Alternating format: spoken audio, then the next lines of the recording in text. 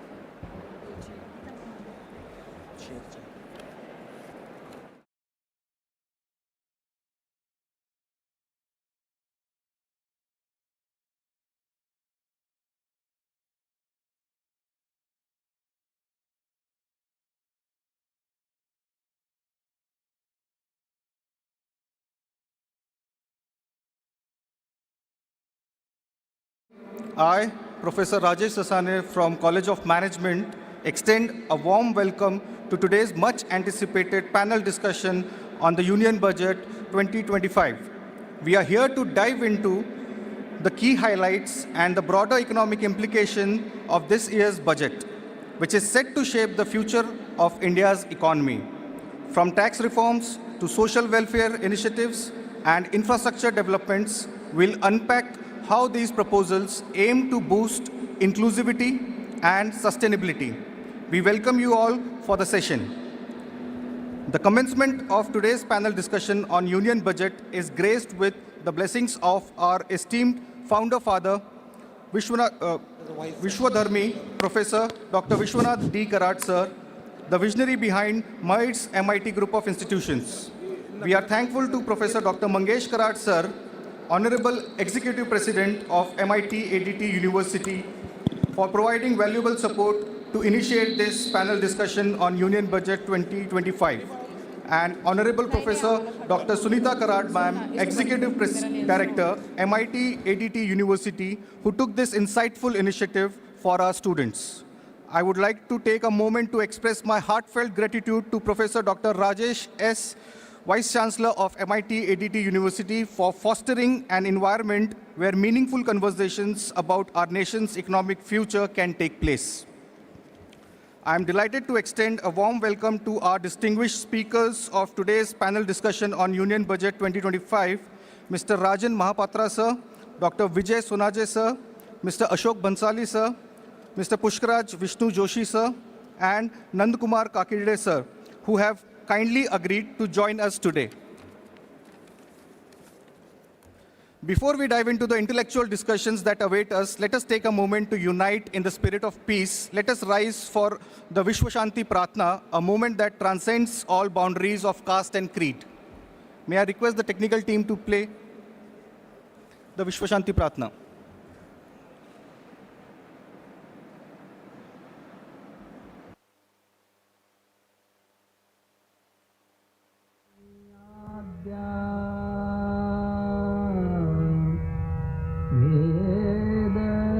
प्रतिपाद्या जय जय स्वसंवेद्या आत्मरूपा देवा तूति गणेषु सकलार्थमति प्रकाशु म्हणे निवृत्तिदासु अवधारि जोधी गुरुर्ब्रह्मा गुरुर्विष्णु देवो महेश्वरः गुरुसाक्षात् परब्रह्मा तस्मै श्री गुरवे नमः।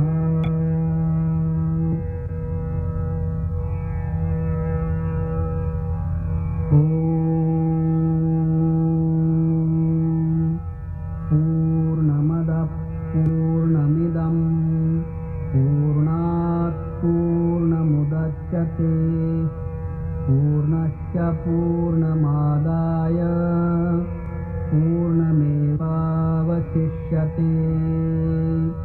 ॐ शान्ति शान्ति शान्तिः।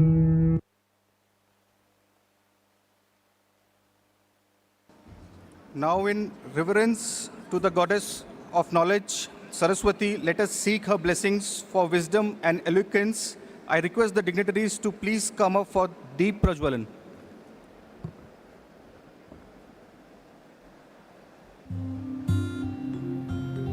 या कुन्देन्दुतुषारहारधवला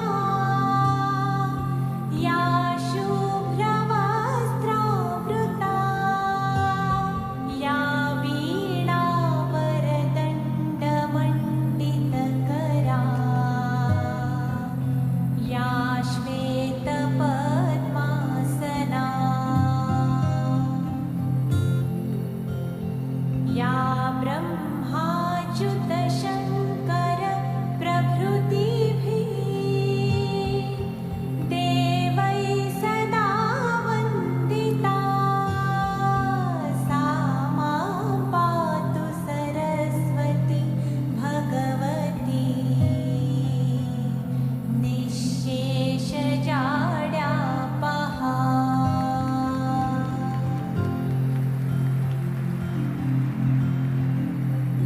शुक्लां ब्रह्मविचारसारपरमाम् आद्यां जगद्व्यापिनीं वीणापुस्तकधारिणीमभयदाम् जाड्यान्धका।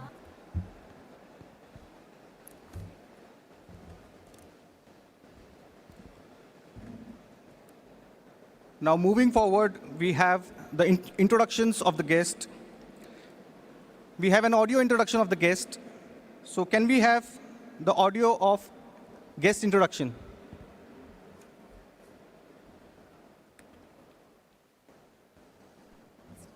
Ladies and gentlemen, esteemed faculty, and dear students, it is our privilege today to welcome a distinguished expert in the field of finance and digital transformation, CA Ashok Bhansali, Chartered Accountant. With an illustrious career spanning over 3 decades, CA Bhansali has made remarkable contributions to strategic financial management, corporate finance, and wealth management. As the director of Money Multiplier, he has been instrumental in guiding individuals and businesses toward financial freedom through structured, logical planning. His expertise extends beyond conventional finance. He is a thought leader in blockchain, artificial intelligence, robotic process automation, and digital transformation. A member of the Government Blockchain Association, Washington, D.C., Mr. Bhansali has also played a key role in CFO consulting, corporate training, and business strategy across industries. His academic contributions are equally inspiring.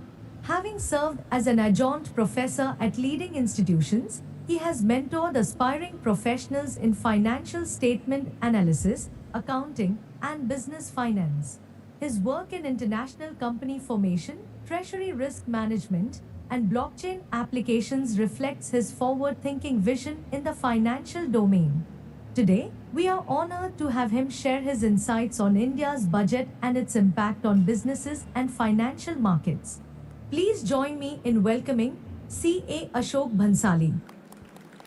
I request our Honorable Executive Director, Ma'am, Dr. Sunita Karad, Ma'am, to felicitate Mr. Ashok Bhansali, sir.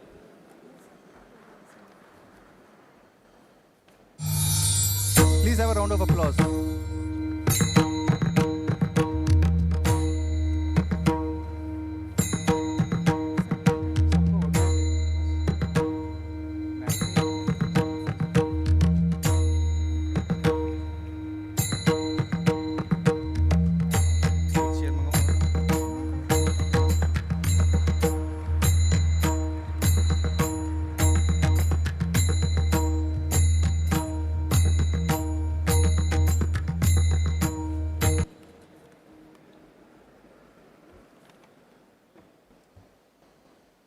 Moving on to the next introduction.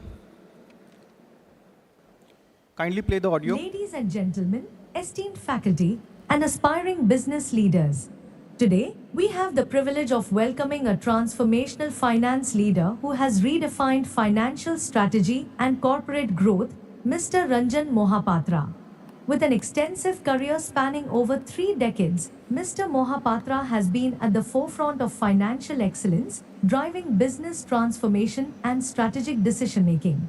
As the Chief Financial Officer at Harsh Constructions Private Limited, he has been instrumental in positioning the company as a leading force in India's mid-corporate segment, making it a preferred partner for top banking and investment institutions. His expertise goes beyond financial management. He has served in key leadership roles, including Director of Finance at Pune Institute of Business Management and CFO at Nilons Enterprises Private Limited, where he played a pivotal role in financial restructuring and business expansion. A chartered accountant, lawyer, and business strategist, Mr. Mohapatra holds degrees from IMI, ICAI, and Government Law College. His deep insights into financial strategy, business growth, and corporate governance make him a highly sought-after expert in the industry. Today, we are honored to have him share his perspectives on India's budget and its implications for businesses and financial markets. Please join me in welcoming Mr. Ranjan Mohapatra. I would request our Honorable Executive Director, ma'am, to kindly felicitate Ranjan Mohapatra, sir.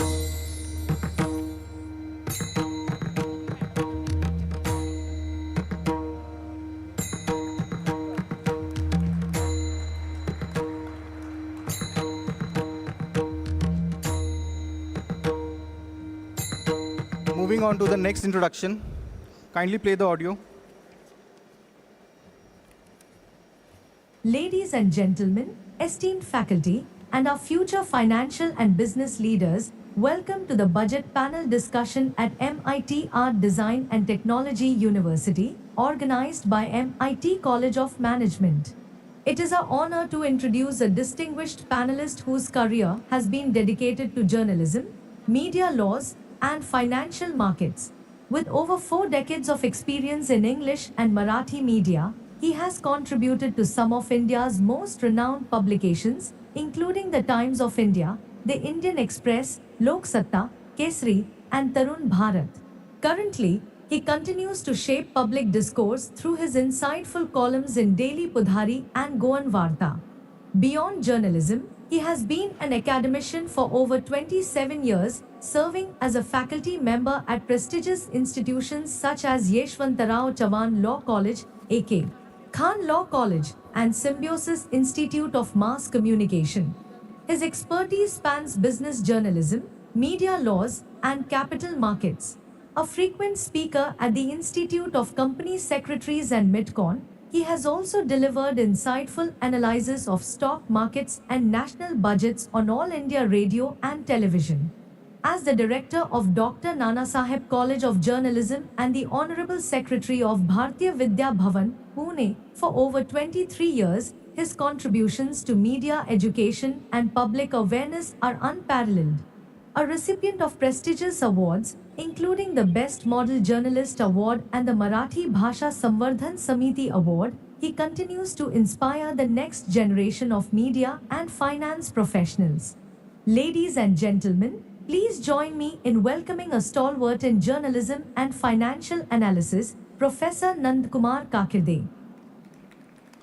I would request Dr. Sangeeta Funde, ma'am, Principal, MIT College of Management, to felicitate Professor Nandakumar sir.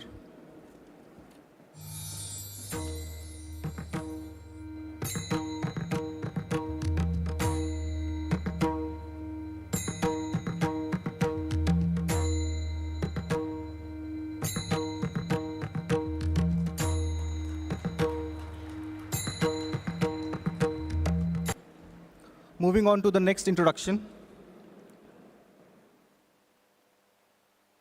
Ladies and gentlemen, esteemed faculty, and our future financial leaders, welcome to the budget panel discussion at MIT Art Design and Technology University, organized by MIT College of Management. As we navigate the complexities of economic policies and financial governance, it is our privilege to introduce a distinguished panelist whose expertise spans finance, corporate governance, and strategic management. With an illustrious career spanning over 28 years, he has worked with some of the most prestigious global and Indian organizations, including Reliance Group, Vodafone India, Bank of America Merrill Lynch, and the Mahindra Group. He has held senior leadership positions such as Associate Vice President and Group Company Secretary at Vodafone, where he managed high-stakes corporate governance, compliance, and financial planning. A chartered accountant, company secretary, and management accountant, he also holds credentials from India. His academic achievements include an executive leadership development program from IIM Bangalore. Currently, he is an independent consultant, advisor, and visiting faculty, guiding startups, MSMEs, and large corporations in financial strategy, restructuring, and compliance. He also mentors aspiring finance professionals and actively contributes to corporate education. Beyond finance, he is a thought leader in corporate governance and social responsibility, holding certifications as a SEBI registered social auditor and CSR professional. Ladies and gentlemen, please join me in welcoming an expert in financial strategy and corporate governance, Mr. Pushkaraj Vishnu Joshi.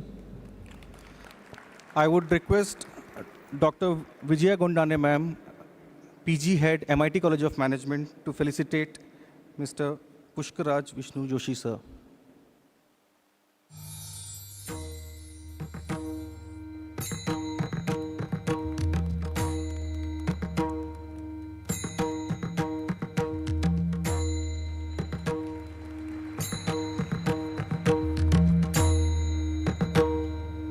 Moving on to the next introduction.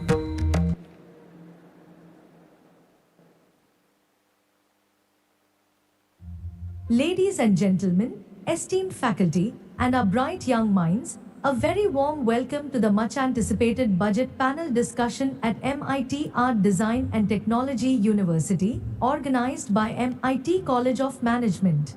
As we embark on this insightful journey of economic discourse, it is our privilege to introduce a distinguished panelist whose expertise in finance, equity analysis, and financial planning has been instrumental in shaping both industry and academia. With an analytical acumen that bridges theory and practice, he has empowered countless students and professionals with the skills required for workplace success. Beginning his career as a freelance trainer, he has held academic positions at some of the most prestigious institutions, including Indira Group, IMERT, AISSMS's Institute of Management, and the renowned College of Engineering, COEP, Pune. Currently serving as the Director of Research at Simplifier Consultancy Services, he brings over 15 years of rich experience in academics, training, and financial markets.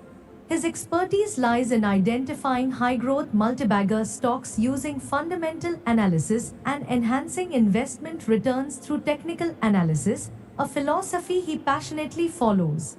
Academically, he holds a Doctor of Philosophy in Finance from SPPU, is UGC NET qualified in lectureship, an MBA in Finance, and a bachelor's degree in Electrical Engineering. Beyond his financial acumen, he has a keen interest in fostering knowledge, evident in his creation of reading clubs that inspire students to explore the depths of business news, company analysis, and investment opportunities. Ladies and gentlemen, Please join me in welcoming a visionary in finance, a scholar, a mentor, and a leader, Dr. Vijay Sonje. I would request Dr. Dipti Tulpule ma'am, UG Head, MIT College of Management, to felicitate Dr. Vijay Sonaje sir.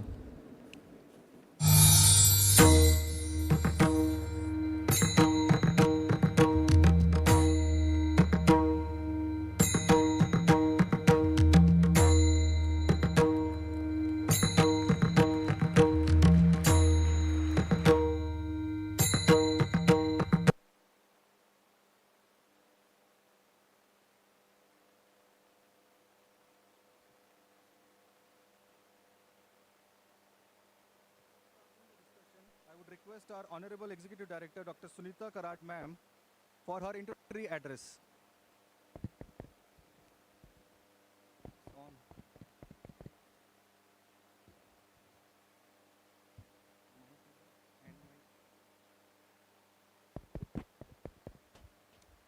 Hello. Now, before starting the discussion, I would request our Honorable Executive Director, Dr. Sunita Karat ma'am, for her introductory address.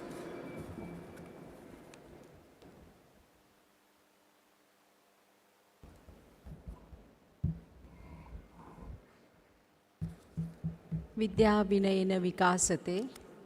Good morning, everyone present in this auditorium. I would like to do one small request. Faculties can stand up and sit aside, all the faculties, and the students can just come in the front row. There are seats available. There are few seats available, 5 to 6. Students, please come ahead. The girl students specifically, please come ahead.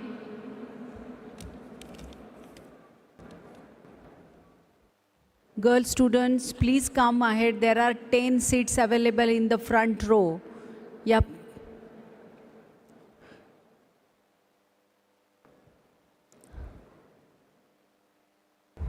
So, respected dais and the honorable dignitaries present for this today's panel discussion, Mr. Ranjan Mahapatra, CFO, Harsh Constructions Private Limited, then Dr. Vijay Sonaje, NISM Research Analyst. Then we have 2 chartered accountants, one Ashok Bansali and Pushkaraj Joshi from Money Multiplier, and from the Ashok Pushkaraj Joshi is a consultant advisor. And then we have Nandakumar Kakirde from Nandakumar Kakirde ji is here from Vidya Bhavan. He is a director for Vidya Bhavan. A warm welcome to you all. Thank you for accepting the invitation and being a part of today's the mega session. We will call it as a mega session. In College of Management or in this MIT Art Design Technology University, we have the credits which are mandatory as per the UGC norms for the complete curriculum or the program to which they have taken admission. Apart from this curriculum, we have a well-defined teaching pedagogy for all the sessions, almost all the sessions which are conducted during entire curriculum.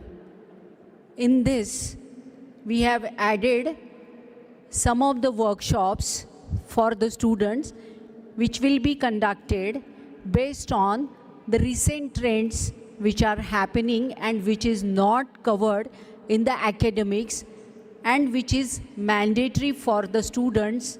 I think like that we are conducting almost 10 workshops for all MBA grads. on. It is equally for BBA and BC, almost all the degree program. Apart from that, the emphasis is given on the leadership development skills of the students. The leader, as a part of this leadership development skills, the industry experts lecture series is installed for almost all degree programs.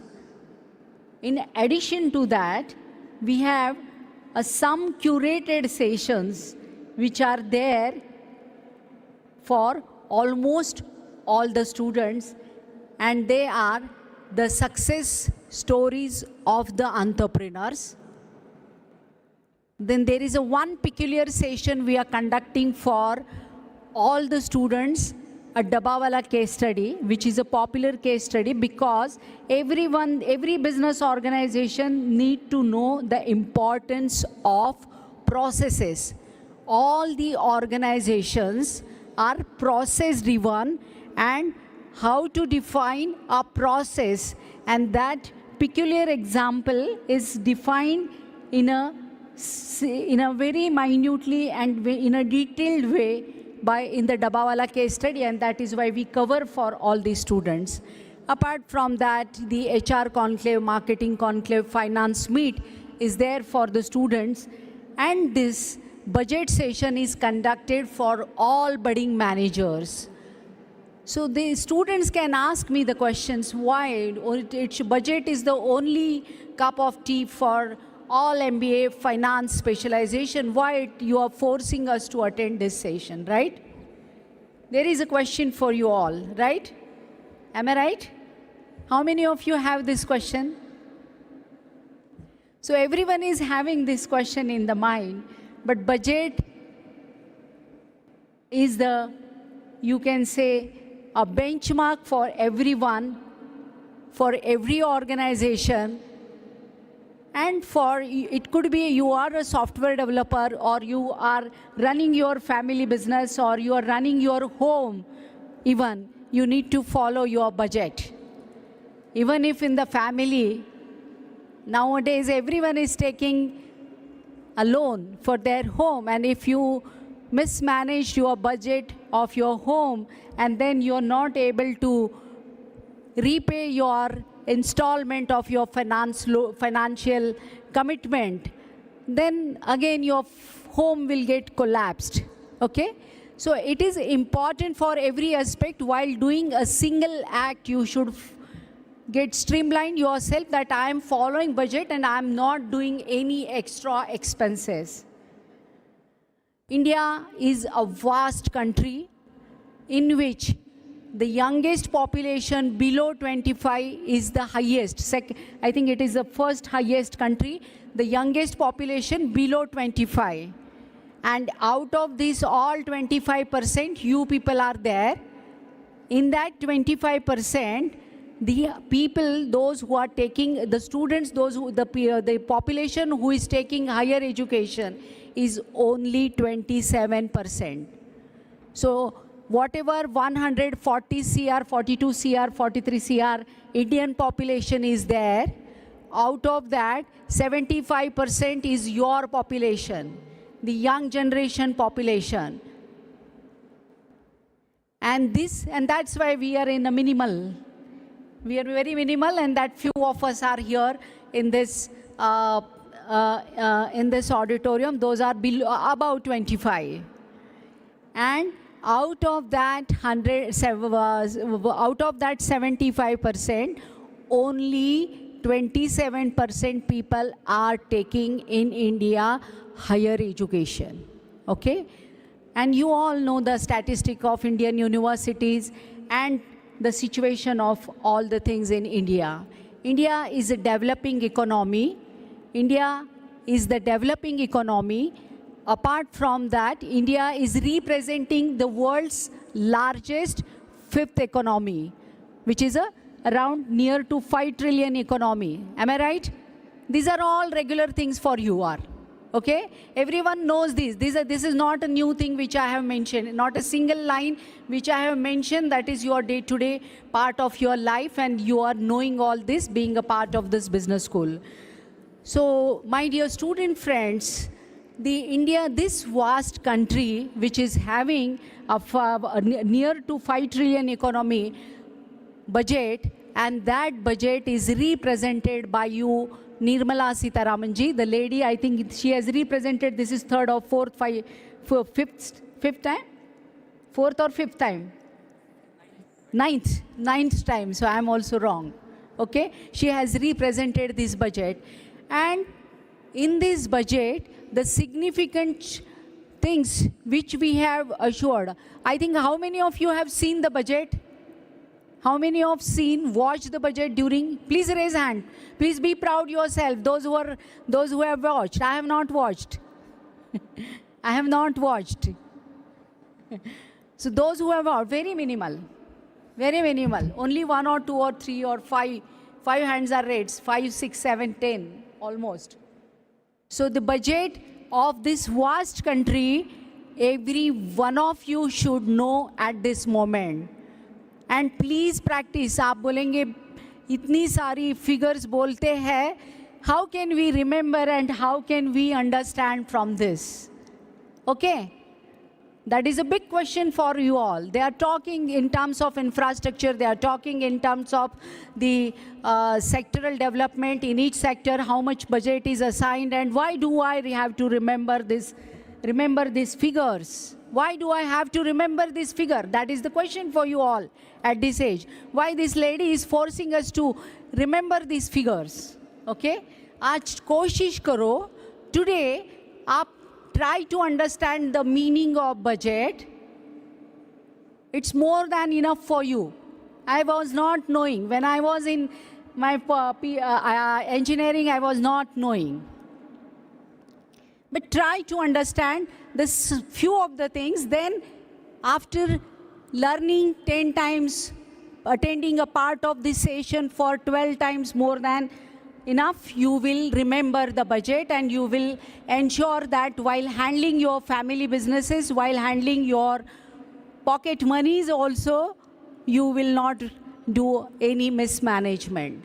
That is the only small takeaway you can take from this session. So this significant budget, which is a vast budget which has been represented this year, the budget has, as usual, this particular budget last, I think, 3 times or 3 to 5 years, the same thing the government is repeating.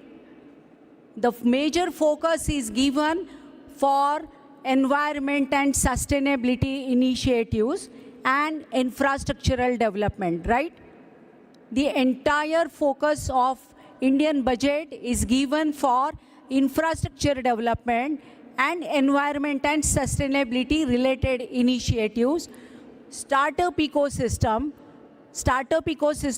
that is that buzzword you people are listening continuously, and the focus is given, the major, I think more than 20,000 CR is the funds given for the startup initiatives, and you people have money in your hand. The people are in front of you. The Shark Tank people are in front of you.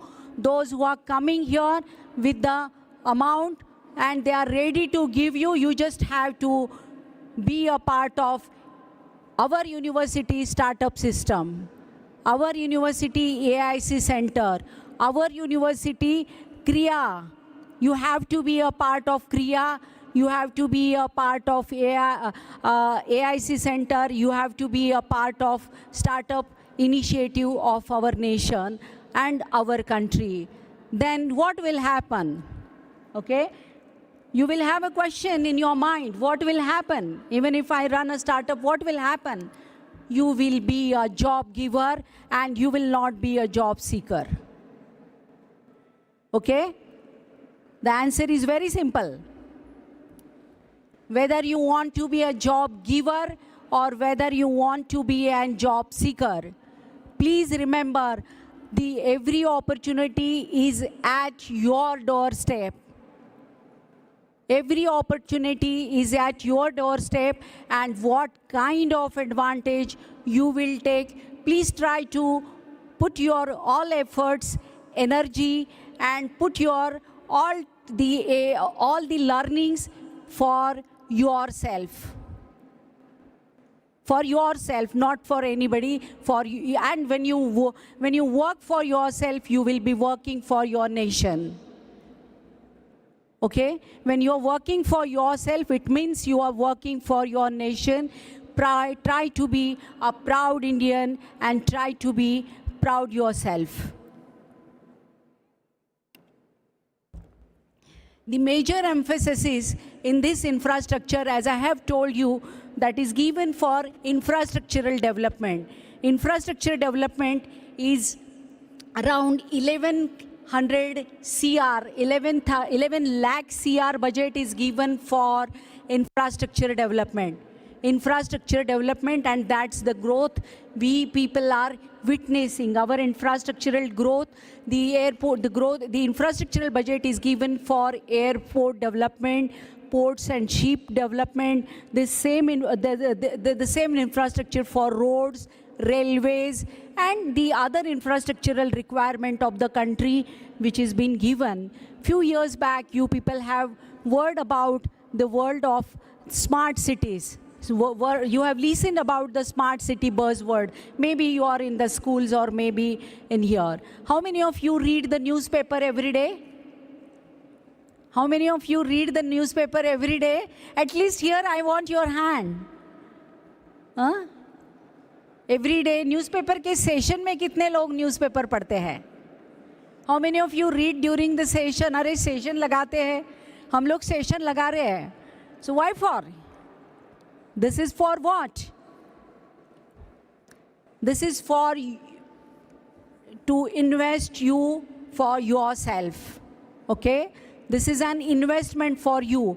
Academics is definitely going to help you. But apart from academics, these are the things, these are the practices which are going to help you for your developmental growth. These are going to help you for your entrepreneurial growth. These are going to help you for startup and innovation growth of your own startup or the nation startup ecosystem. So my humble appeal to every one of you who are present here, start on working your ideas, start on investing your own ideas, and try to be a part of startup and innovation ecosystem. And this small budget session will give you the focus on emphasizing on the extra spend, how you will manage your cash flow in running the businesses. Because see, you people are working in the organization as a CFO, as a finance officer, finance analyst, or the finance related module developers, or you can be a part of blockchain system or anything which is related to it. But during that, money, everyone is going to do the act with the money and the people. These are the two simple things. Nobody can, anything you do in your life, but you have to deal with money and you have to deal with the people, right? So when you deal with the money, how will you handle the economics? When you deal with the money, how will you handle the economics, and how will you try to handling the economics, grow your organization?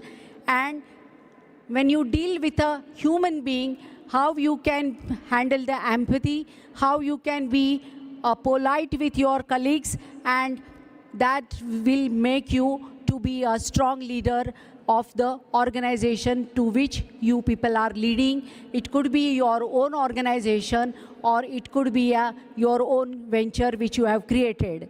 So I think the budget experts are there. I'm not an expert, finance expert, but I handle the budget of, I try to handle the budget of organizations which we are handling and which we are developing. So I think this is more than enough input I have given to you. Please try to be that, whatever the small 5 sentences or 10 sentences you have taken from this particular session, please rewrite them.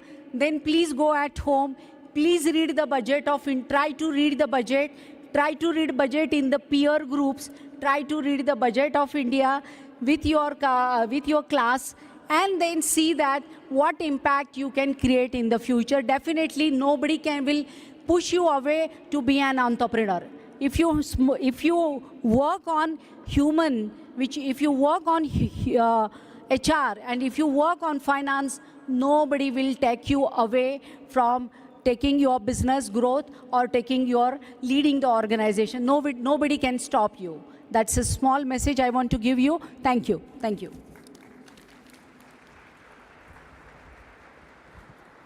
Well, thank you, ma'am, for your words of inspiration. And very rightly said, budget is something which is everyone's cup of tea. And when I'm saying this, this is because this time we have a total receipts excluding the borrowings of 34.96 lakh crores with a total expenditure of 50.65 lakh crores. And the fiscal deficit of this budget is targeted at 4.4% of the GDP, which includes gross market borrowings of 14.82 lakh crores. And with a capital expenditure of 11.21 lakh crore, which is 3.1% of the GDP allocated for 25-26. So with these words, I now request all the panel members and moderators to take the dais and proceed with today's session. Mr. Ranjan Mahapatra sir will be moderating this panel discussion today. So I request all to please start the proceedings.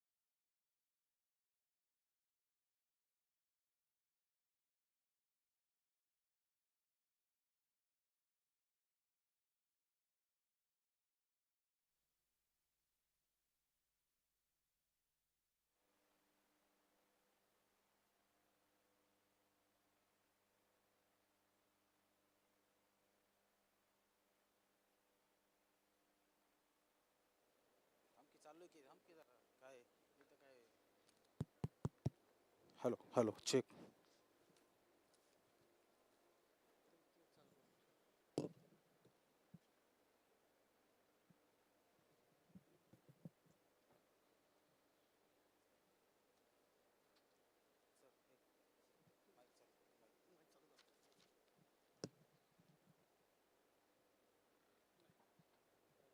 Hello. I was audible now.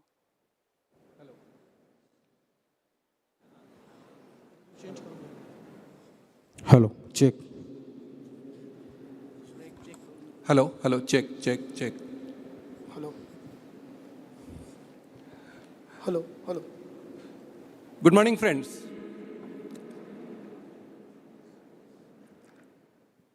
Good morning, friends. Thank you. Hello, check. Thank you check, for inviting us check. Hello, check. to this most energetic gathering. Thank you, Sunita Karad ma'am, for giving a very wide canvas, not only of the education canvas, budget canvas, economic canvas. She covered she touched upon all the touch points of what we're going to discuss. I'm really grateful to the teachers because as I say, being the CFO of an infrastructure company, I am in the business of Bharat Nirman. Teachers are in the business of character Nirman. So when the character Nirman and the Bharat Nirman combines, it becomes, world global Nirman. And India is going to lead. She rightly said, India is the youngest country of the world. Less than 27 years of age is the average age. I wish I could have been born in these exciting times. But doesn't matter, I have the energy of the 26-year-old because I'm really privileged not only to be in the infrastructure sector, but also at an exciting time as India transforms itself. Hello. The new buzzword is trillion. Crore has become outdated. Hello. So when we talk about India's budget, it is 50.6 trillion. 1 trillion is 1 lakh crore. Yeah? So when it say total is 50.6 lakh crore, it is 50.6 trillion. Yeah? And how much is US GDP? It is somewhere around 32 trillion, if I'm right. China is around 18 trillion. My nation's budget is 50.6 trillion. Out of that, as ma'am said rightly, 11.21 to be exact, trillion is the budget for infrastructure. Okay? And when we talk about infrastructure, education also is the pillar of infrastructure. Yeah? It's not airports, it's not railways, it's not roads. It's the complete canvas of connecting India with Bharat. Yeah? Urban with rural and stopping that urbanization. Okay, so we will touch upon, the experts are here. So what I'll do is, we'll start with each member talking for a few minutes of their expertise area, and then we will start the discussions. Yeah.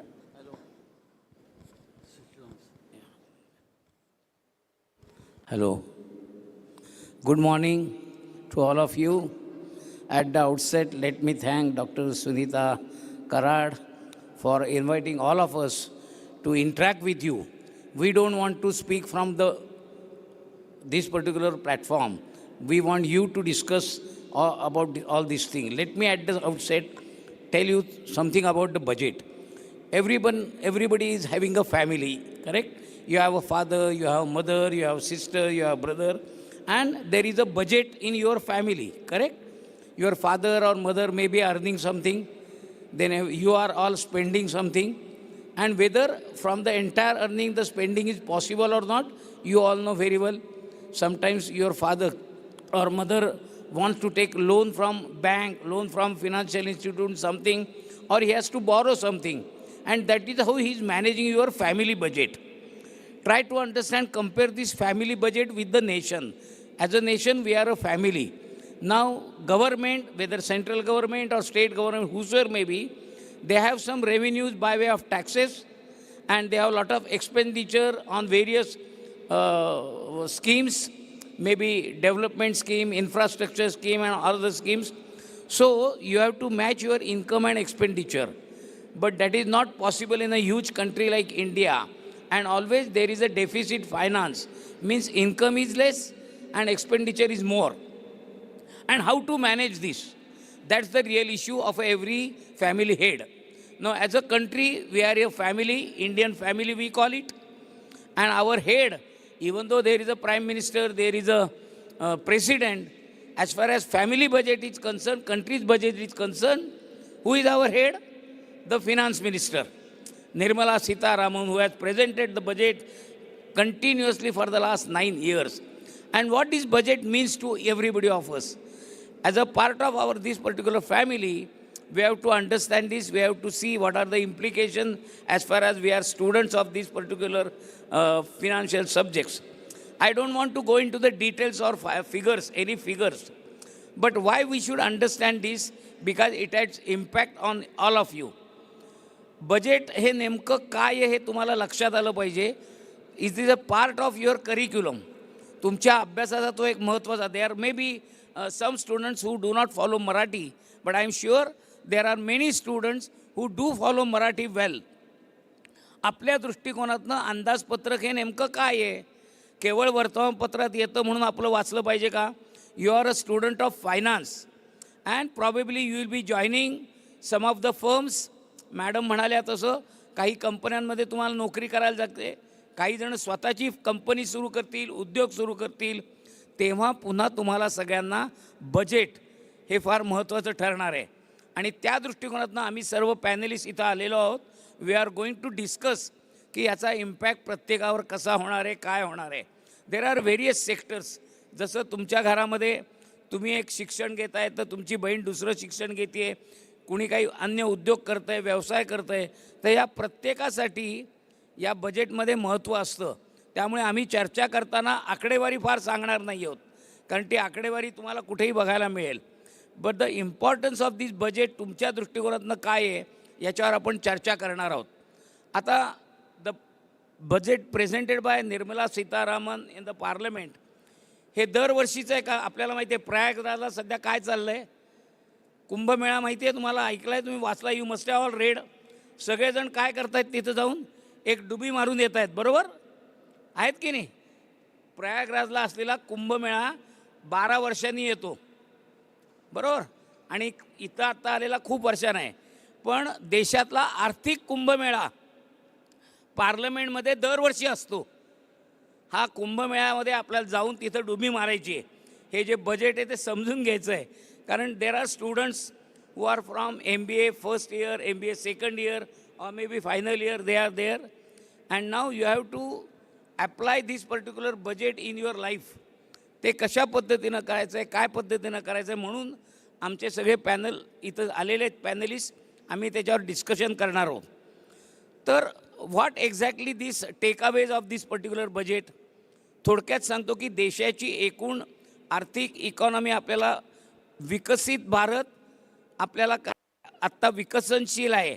We are a developing country and we want to become a developed country by 2047. Is it correct? हे लक्षात येत आहे का तुम्हाला? So we are trying to reach our goal as a developed economy.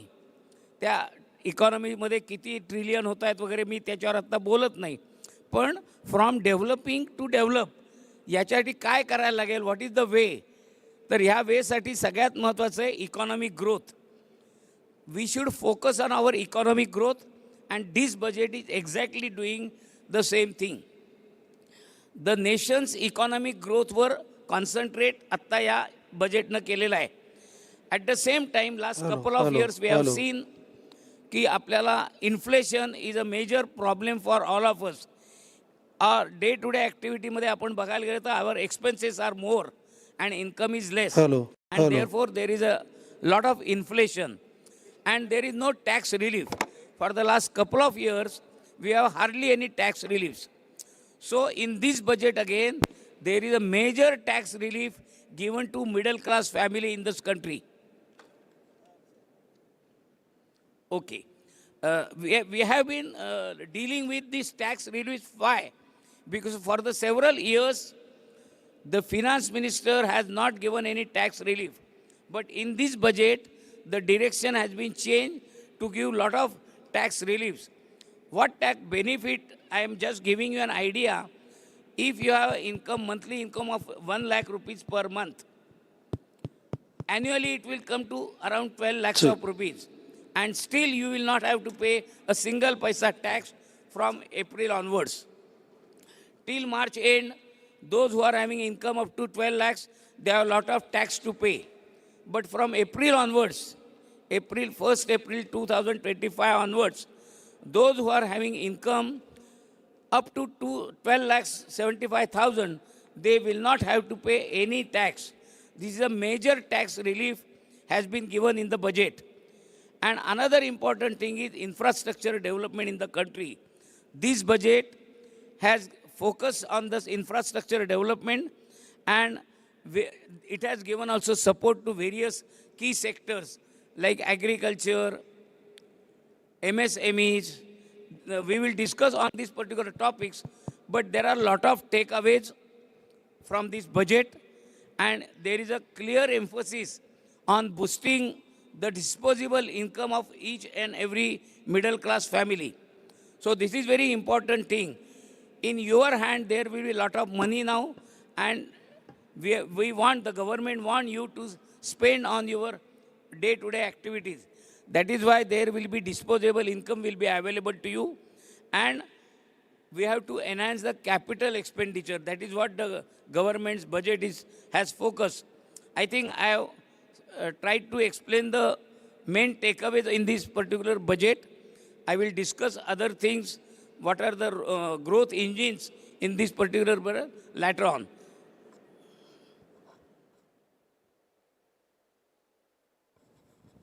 Thank you, Nandkishore ji. Very, very, very aptly described the entire canvas of the union budget. I request Mr. Ashok Bansali to give his introductory.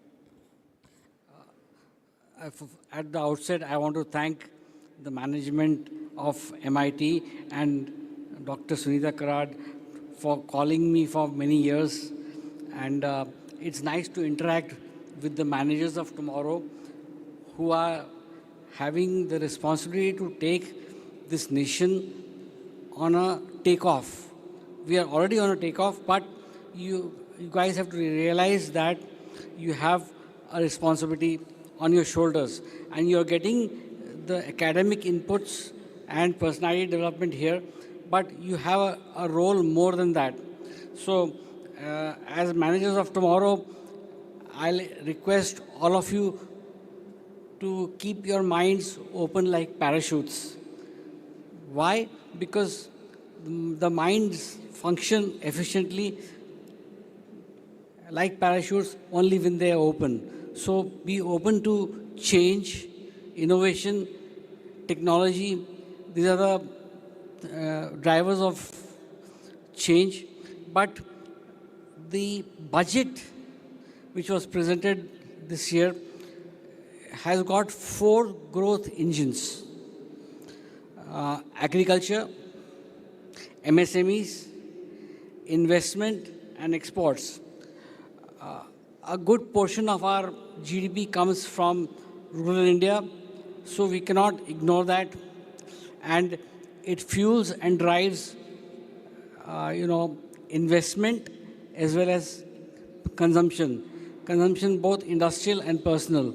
So all I can say is that you have to keep your minds open, and this budget is a path-breaking budget because the emphasis has gone from the usual,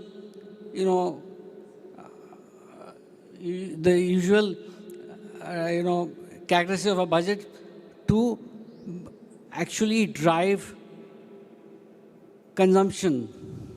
So the emphasis is shifted from investment to consumption by the middle class. And you see, it has been triggered by 1 lakh crore of savings in the personal taxation. So the number of tax slabs as well as the taxes have been reduced. So this is a very positive, pragmatic shift by the government to kickstart, or let's say to put the economy on a takeoff. Yes, and what is your role in this? Because you are going to be the managers of tomorrow. Your role is to take this opportunity, because India is poised to become a very powerful, significant economy in the globe. And this opens a lot of opportunities for you, not only in India, but also globally.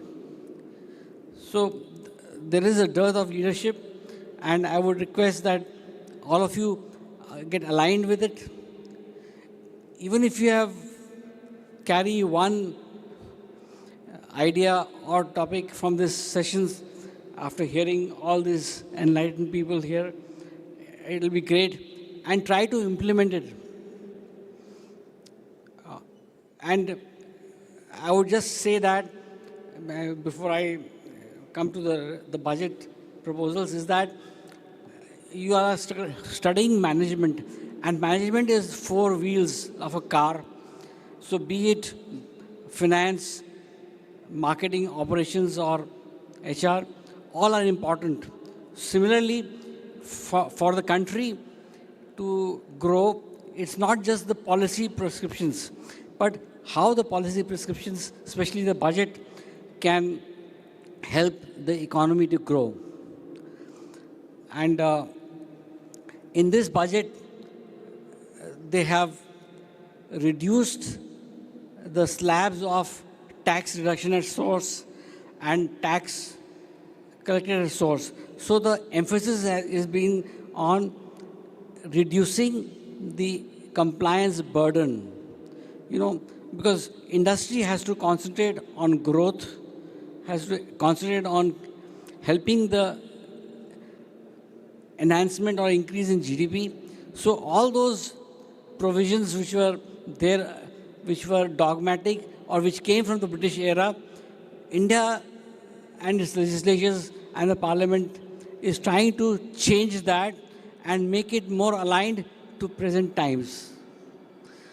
So you are at the best of times as far as India is concerned. All the engines of growth are really firing, and the world has recognized us as an important nation. What is it? If you have any questions, you can ask. So basically, there is going to be detailed, deliberations. If you have any questions, you can ask or send by later on. Thank you. Thank you, Mr. Ashok Bansali. You know, if you just summarize Nand Kumar ji and Ashok ji, you know, we're talking about GDP economics, and Nand Kumar ji touched upon Kumbh Mela, Prayagraj. You know, we have studied, we know dharma, we know karma, yeah? We know economics. The new buzzword is dharmoeconomics, dharmoeconomics, okay? By using the astha, don't get into politics, don't get into religion. It's pure economics. 65 crores people coming to Prayagraj, spending 8 to 10,000 per person. How big the economy has become? It's more than 3.2 lakh crores. Let me talk in trillions. It has just added 3 trillions to UP economy, to India. Just Kumbh Mela, taking a dip, 3 trillion, yeah? So India is going to teach the tricks to the globe. And you will have many Prayagrajas across the country going forward. May I now request CA Puskaraj Joshi ji to give introduction. Good afternoon, and thank you, the organizers, to have me here addressing the 4 growth economy engine drivers who are sitting over here. So coincidentally, our budget expresses out, as Bhanushali sir has already expressed, the 4 growth engines that we have identified for ourselves. And I believe the young crowd sitting in front of us are the drivers of those all engines, and a lot of dependencies on you, and a lot of hopes are being kept on you. As ma'am also said, the demography of our country is changing majorly, and we look upon to you to drive this economy and the aspirations that the country is having from you all. So I would suggest that everyone as a career aspiration should try to think how best I can contribute to that particular engine. Maybe you can pick up one engine, let's say MSME, because you are budding engineers or budding managers for that matter. So at least pick up some MSME or investment as one driving factor for yourself, whereby you can start your career towards that journey. In terms of the budget, and I would suggest the budget standalone should be also read along with the economic survey that has come one day prior to the budget that comes or is placed before the country. And if you see the economic survey, it is like magnificent, and it's a a curriculum itself into study for we all managers. And to sum up, I would say, because everyone has said a lot about it, ma'am has already elaborately explained out. And I would suggest, rather I will just put it across in a simplified way, that the budget entirely is a collective measure aiming to foster sustainable economic growth, enhance the standard of living of each and every citizen of our country, and trying to position India as a resilient and competitive economy on the global stage after having because obviously we are in the Amrut Kal of our independence, and with that intent, the resilience is being shown upon through the budget also, and hopefully we will all work towards it. That's what I will say as my takeaway from the budget and the economic survey over here. Thank you. Thank you, Puskaraj-ji, for talking about sustainability. India at the take-off stage, it's not important that we take off, but we stay there, right? That's sustainability. May I now request Vijay-ji to give his opening remarks. Hello. Yeah. Hello all. Before I start, I would like to thank the management for inviting us here. This budget, when I look at it, it's a realistic budget. When I look at it from a finance person, there is nothing extraordinary in this budget. But the finance minister has rightly captured the relationship between populism, the economic growth, and fiscal deficit. The way this budget has been put forward to us, it shows, as actually Anna Bhansali sir rightly said, earlier budgets were like, the focus was on capital expenditure, lot of investments. We used to look at the numbers, how much amount is put forward for the infrastructure, for the defense, for the railways. That was the approach we used to look at the budget. But for the first time, this budget is now keeping the investment or capital infrastructure option, keeping intact, not giving much of growth in the budget, but focusing on the consumption, which is the need for future economic growth of this country. Right now we are at 3.9 trillion, far, far lesser than China and USA. When we say 2030 targets, when we say 2047 targets, the economists say the country need to grow at a pace of minimum 7.5 to 8% GDP growth for 22 years. Then only the target of reaching to China or USA is possible. So in next 22 years, that's what I'm actually talking about. So this budget seems to be the first step taken towards it. For you, for students, please understand, after the elections, this is the first full-time budget.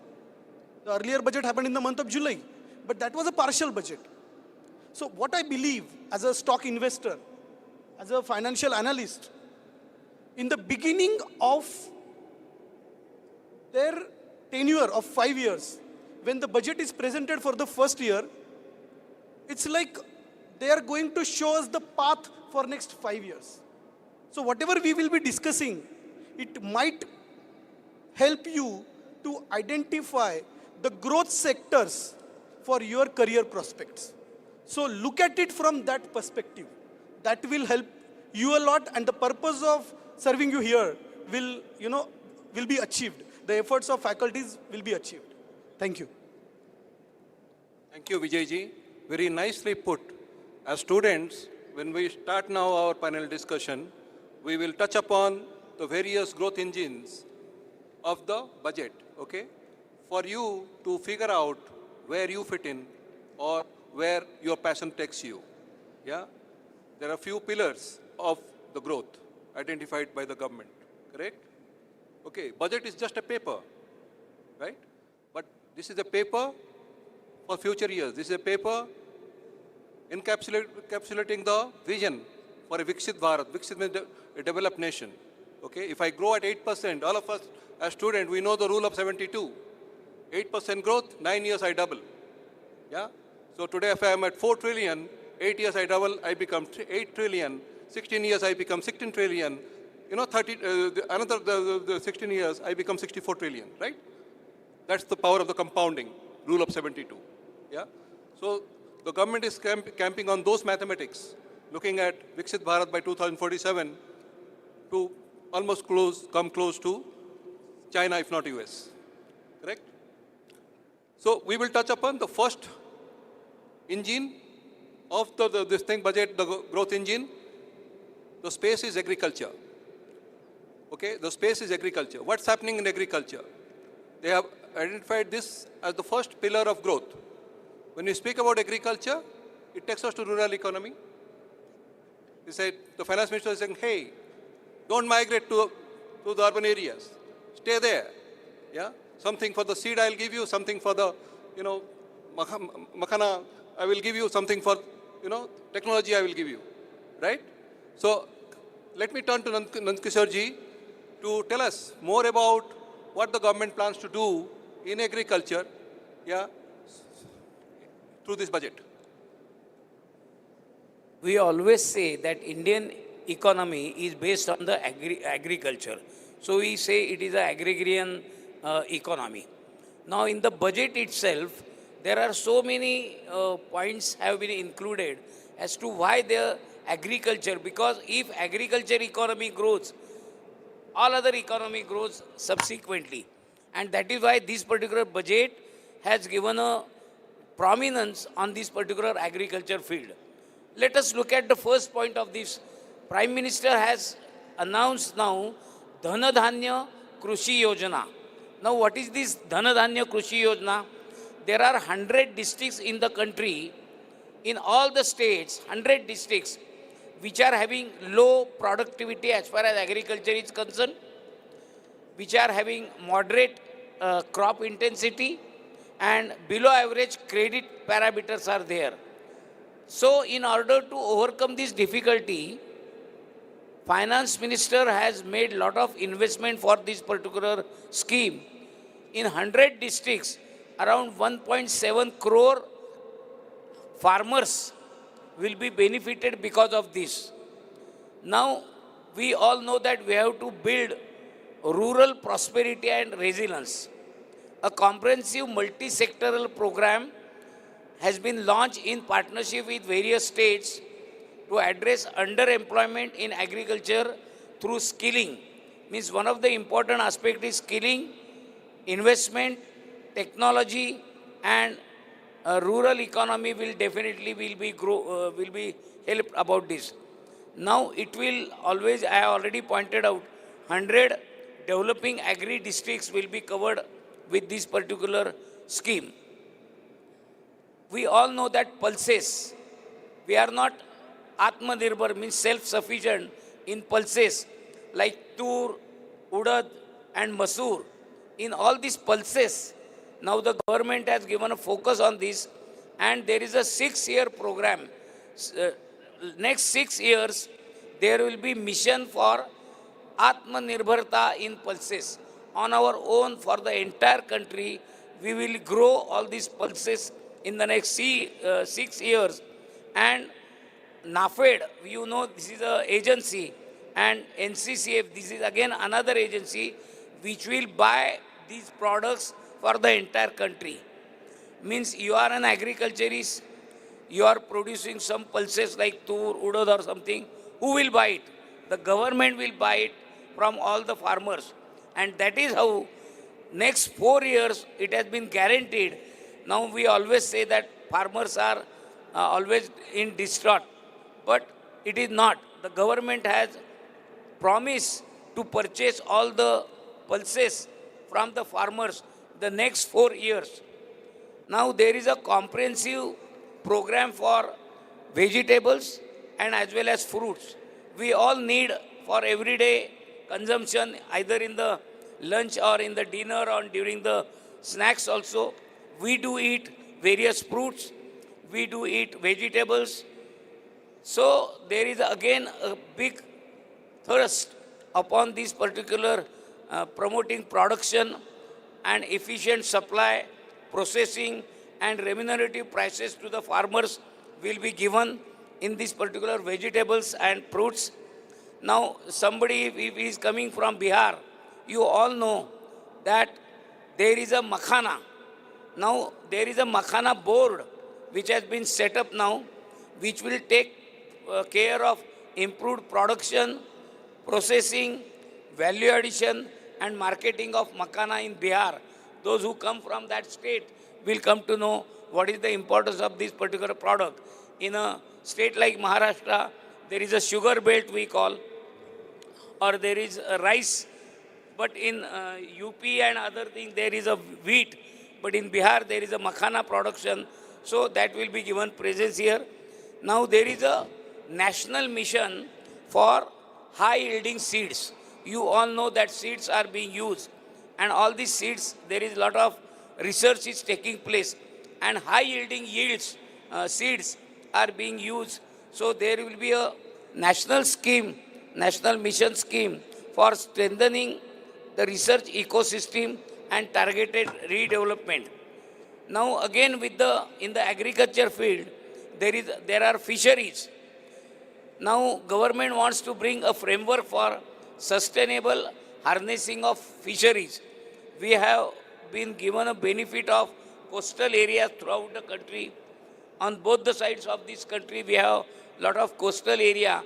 So fishery has been given a lot of importance, and there is a focus in Andaman and Nicobar and Lakshadweep islands.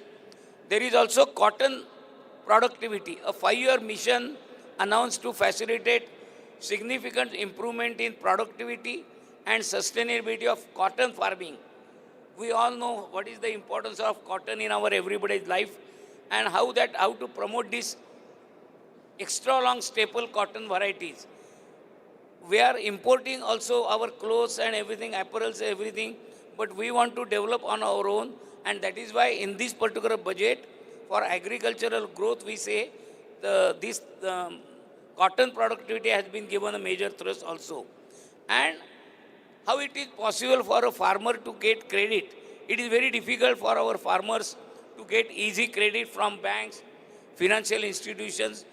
Budget has taken into account as to how to give loans, modified interest subversion, means at the low rates, they will be given loans from 3 lakh to 5 lakh through various schemes.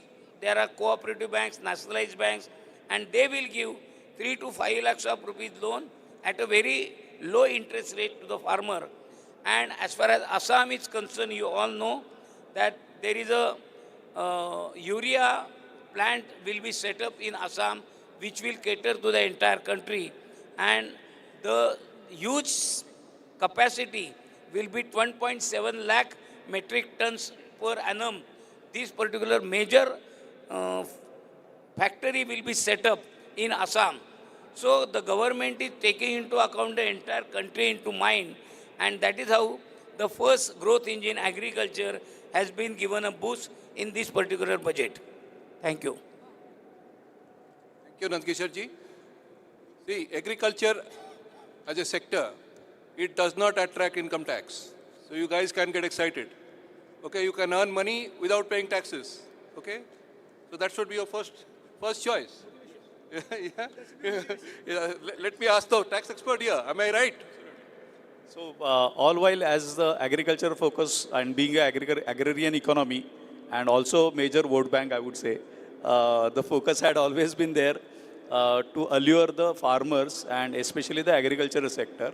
And as sir rightly said, the entire exemption is entire income on agriculture and ancillary to agriculture also is exempted. So yes, one can always go back to their roots, and rural is calling you. So you can think that as a career perspective also for yourself. And it's just not about urban and AI and machine learning only, but agricultural learning also can be a great booster for you.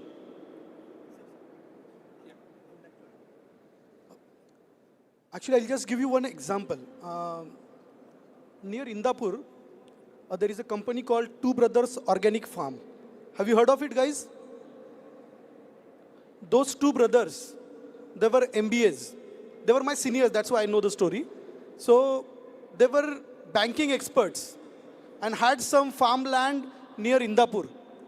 But looking at the benefits the agriculture sector is giving, they decided to sacrifice their corporate life and entered into the agricultural sector as a full-time business. And guys, you won't believe, who are their investors? Hello. Their investors include Nitin Kamath from Zerodha, now includes Amir Khan. A lot of big names are there, and the turnover is in the range of 300 crores. It's just an example how agri-economy can turn into a big business in a span of last 6 years. They have converted this business into 6 years. Actually, what the government has done, this is very interesting. Just listen to this. We have got a India Post. So how the government is going to use India Post? India Post means post office, right? Today, if you go to India Post and the people who are from my generation, that post office and this post office is Jameen Asman ka difference, okay? Way too different. So this, they're going to make it a hub, okay? Direct benefit transfers, subsidies, yeah? Any kind of government schemes will be delivered through India Post, yeah? And Jyotiraditya Scindia is leading it. Not that I am politically this thing, but he is a Harvard graduate, understand. He understands investment. He will monetize it. It will go for IPO in next 3, 4, 5 years, whatever it is. And believe me, that IPO size will be larger than many countries in Europe, yeah? Or maybe the entire Europe. The one IPO size of India Post can be 1 Europe, GDP of 1 Europe. Watch India Post. And those of you who are, see, in my time, people used to feel very, very, very low, used to say, I'm from farmer family. Oh, I come from, my father is MD of this company and this thing and that. But today, the time of a farmer has come. Jai Jaban, Jai Kisan has arrived. Yeah? Farming is not a low-level job any longer. If you are a farmer, as he said rightly, banking professionals are turning into, unicorns. Yeah? And you and us will change the definition of unicorns. Okay? It's some American told us $1 billion. Why? If I build a 100 crore company valuation, why? I will not call it unicorn. I will call it a cheetah. I'll call it a chetak. Yeah? And very soon, because I am taking that initiative, we will form that club very soon. I've been talking to industry, I'm talking to banking sector. We will scrap that word called unicorn. I don't like Prime Minister talking unicorn. On one side say Hindutva, and other side he talks about unicorn. Why unicorn? And this is the forum. I said I will make that announcement. Yes, I am leading that. I will change the definition of unicorn. I will make it a chetak. Yeah? And something else. Just to add, typically the corporate farming is going to be the attractive sector for you guys also. So that's how the corporates are also looking agriculture as a new business model to that extent. And a lot of agricultural dimensions are going to change. Technology-driven agriculture is going to come into existence. And slowly it has already. So, it can be a sector for you to relook at it and in a different way and maybe contribute to a lot. Yeah, Mr. If you remember, the present Prime Minister has tried to introduce a lot of reforms by way of agricultural laws. And in that, corporate farming has been given a thrust on that, because what Joshi sir has rightly said, now instead of going to industry, going to any business, now everybody, the government wants you to turn to agriculture. If you go to the agriculture, go to the rural area, you can make money like anybody else also. And that is why there is a more thrust in this particular budget as a growth engine for the entire country. Today, Indian economy comprises of how much agriculture is around 35 to 40%. We want to grow it to more than 60%. That is why that particular agrarian economy has to be given a boost. And therefore, this is the first growth engine the finance minister has dealt with. Thank you. I just want to add that, while agriculture is an important part of the economy, a time has come to increase productivity per acre or hour, so that India can compete with the global competition and produce, food and other pulses which are globally of good quality, and this is only possible if they use technology. See, we have a surplus of labor, but that labor should not go into disguised unemployment. Means they are just working without contributing to production. So I think while we are thinking of the various growth engines of the economy, we also have to keep an eye that the cost benefit, or let's say the input output, which is productivity, is also kept in mind, and you guys have a big role in increasing productivity.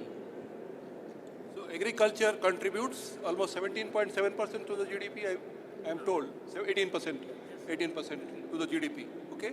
So it's one of the prime sectors. So should we move to the next one?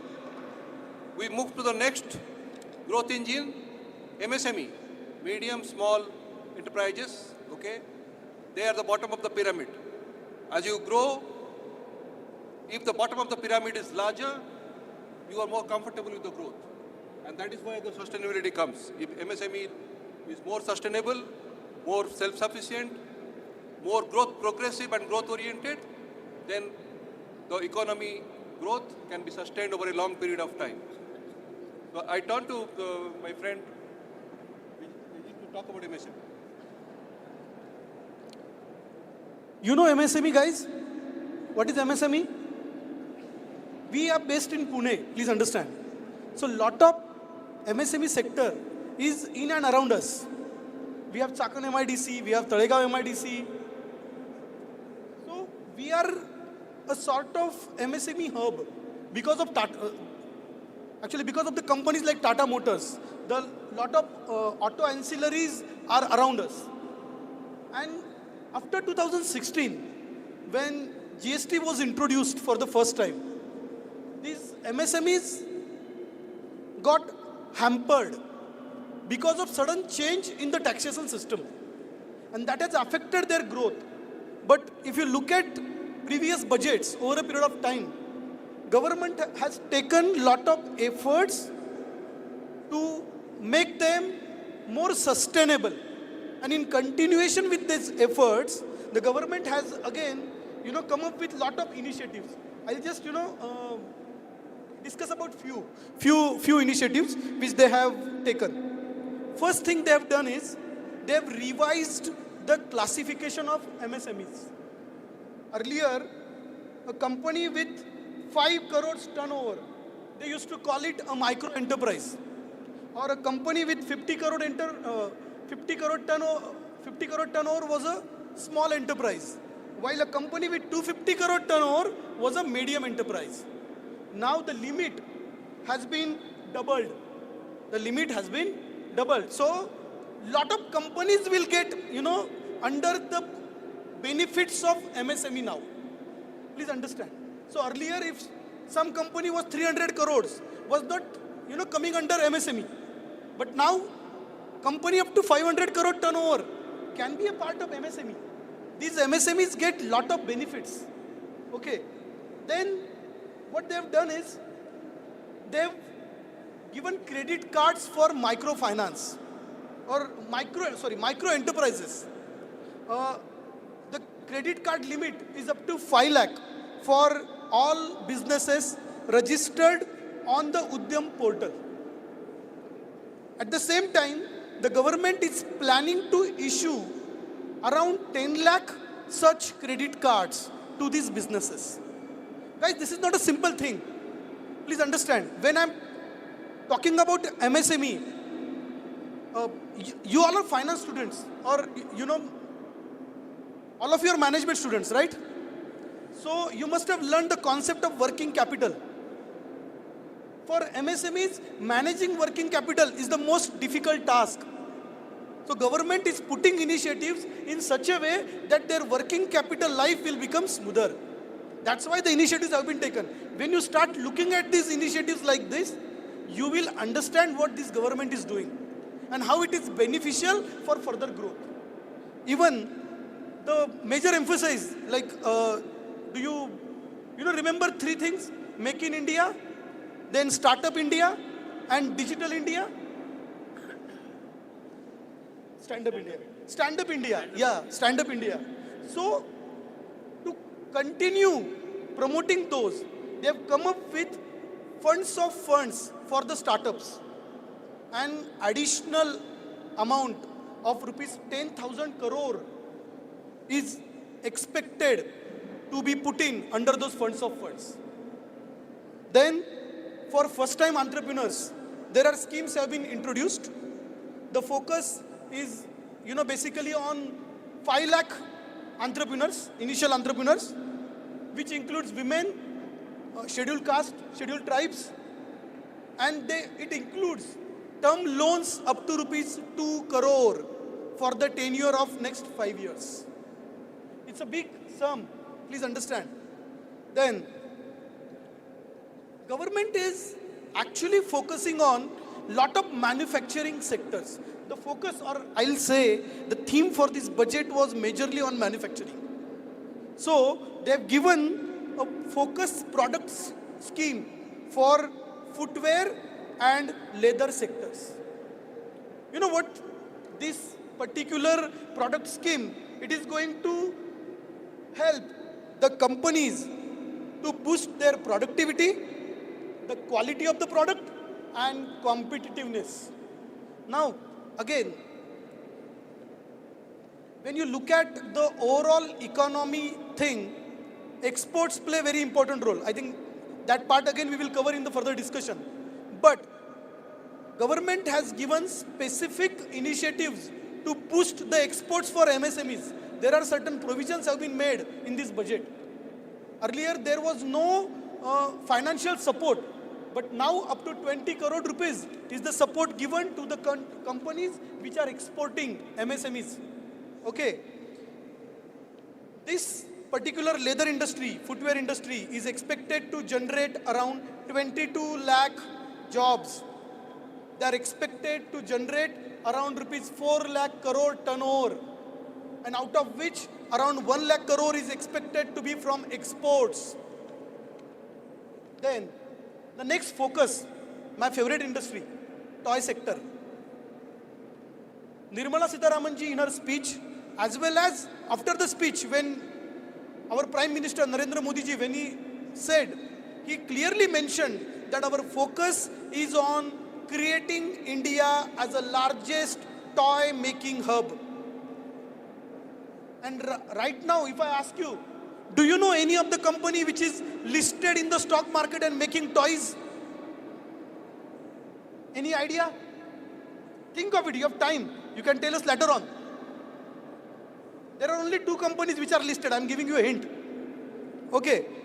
Then, the focus is on creating high quality, innovative, and the most important, sustainable toy businesses. That is the focus. So, a lot of PLIs are expected in further, next 6 months.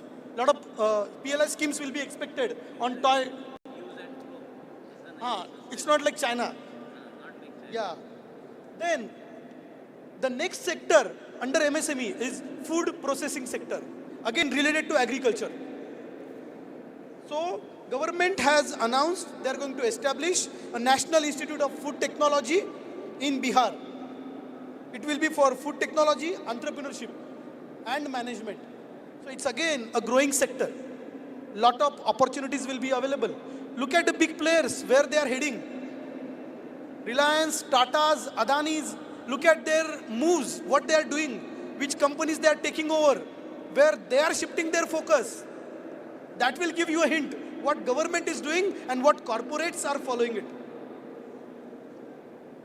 And the last part is the focusing majorly on Make in India. I told you earlier only.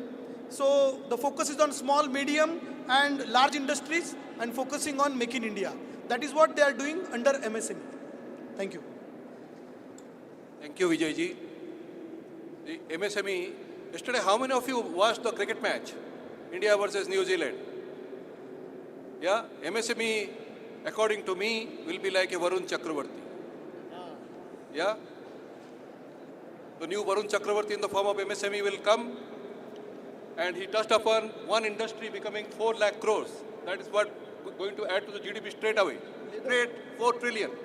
Straight 4 trillion to the leather industry. See, now through agriculture, there is a commonality. Yeah? There is a commonality. Agriculture gives fillip to push to cut and growing, right? Why? You see our neighbor Bangladesh falling like a pack of cards. Once upon a time, textile hub, Bangladesh is falling. And very quick, Modi government moving in to catch that opportunity and catch that opportunity into textiles. Textiles will not only create jobs, yeah, it will help growing cotton, yes, it will generate employment, yes, and it will be deep penetration into rural economy. Correct? You know, what the government has done, as he said, credit, money supply to make sure that MSME gets money supply. Government has made a law that MSME has to be paid within 45 days. How many of you are aware of this law? Government has made a law, MSME has to be paid within 45 days. Else, whatever you have procured from MSME will be added to your tax and you have to pay tax on that. How many of you are aware of this kind of law? Yeah, government has given complete protection to MSME. So what has happened is, people like us, we go to a, there are exchanges on which banks come and bid. So we post our MSME bills there, yeah? So the MSME sector gets paid instantaneously, and I pay to the bank in my convenience of 90 to 180 days. Yeah? Many of you in a finance course must have read about bill discounting, right? It's happening seamlessly, without any paperwork, digitally. Click of a button. I click a button, bank clicks a button, MSME gets paid. That's it. India has moved in terms of digitalization. You cannot imagine kind of volumes that is happening there. Okay, so you are protected.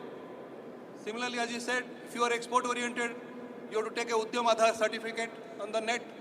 Just click few buttons, certificate is available. You don't have to go and knock various doors. No, it's gone. Think of the past. India is way too advanced. America admired. How can you get a vaccination certificate online? It is beyond their comprehension. Yeah? So digital India has moved way, way ahead that we can imagine. You as youngsters, it's pure imagination, imagining new India. Okay? So from MSME, we go to the next, what you call growth engine? Investment. Investment as a growth engine. Yeah? India wants to invest in various sectors. So I will move to Nand ji, various sectors of investment. When we are talking of investment, that means the government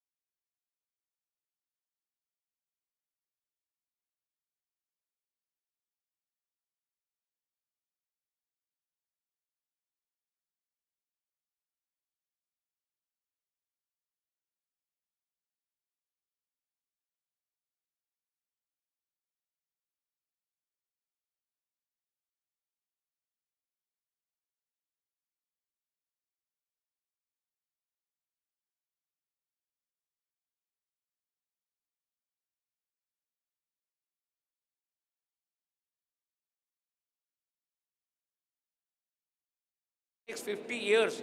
And that is how all states will be financed by the center for infrastructure development. Then there will be Jal Jeevan Mission, urban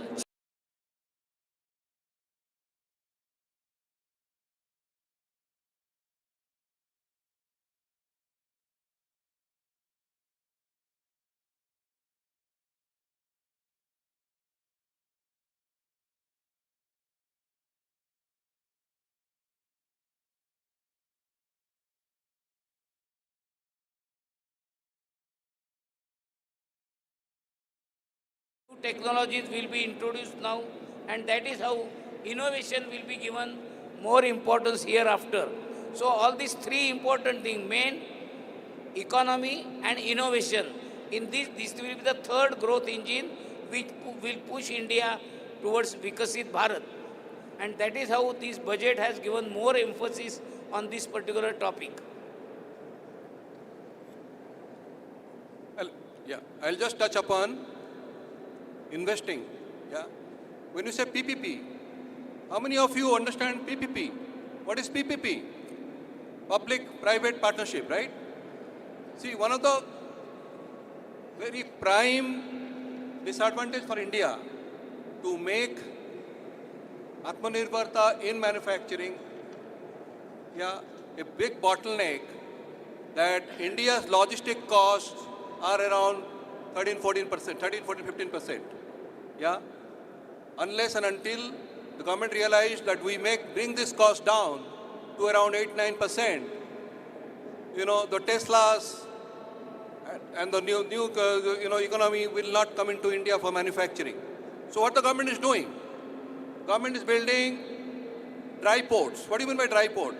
Very soon you will have one dry port in Pune. When you say dry port, Pune doesn't have sea. Yeah? So Pune will have a dry port,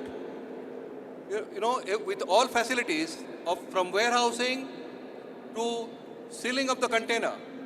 Yeah? And once it is sealed, it will straight away move to the port. Yeah?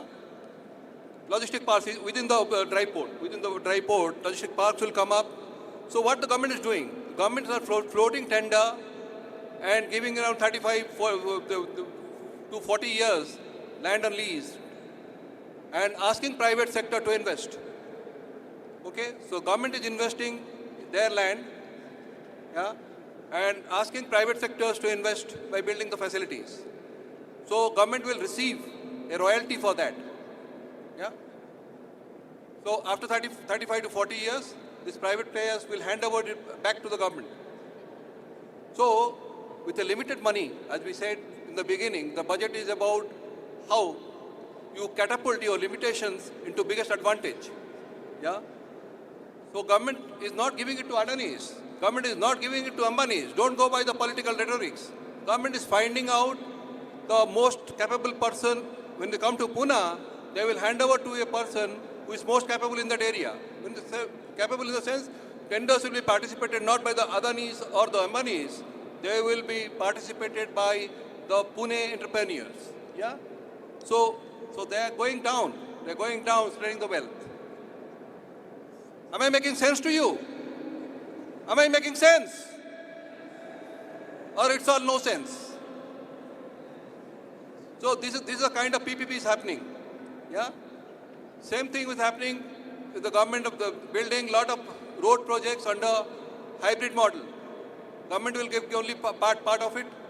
They're asking private players to come in and put the balance money, build roads, take the toll, as you said, you saw in the Bombay-Pune road, yeah, or on the Atal Setu road. Yeah, so private players will come in, they will make the investment, and the infrastructure will come up. It is 11.21 trillion. In economics, all of us are students of economics. May not be finance, may not be anything. We are all students of economics. Have you heard about two concepts, multiplier and accelerator? Multiplier and accelerator. When you put money in infrastructure, what happens? Cement company gets orders, right? Demand pool to cement company, demand pool to iron and steel company, demand pool to chemical company, demand pool to construction equipment companies, demand pool to auto sector. Yeah? Then what happens? Infrastructure company engages 70% of India's migrant labor. Our industry feeds 70% of India's migrant labor. We take tremendous pride in that. During COVID time, we fed the labor. Understand? So, as I said, infrastructure is engaged in the business of Bharat Nirman, and we are looking at people like you with a Charitra Nirman, strong personality, with a strong sense of purpose, can catapult India to a mega superpower. Okay, I think with this we will conclude. We will take questions. If you have any.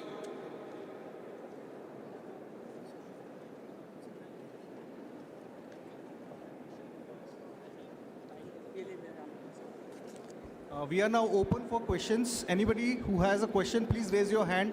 Mic will be allotted. Those who have questions, please raise your hands.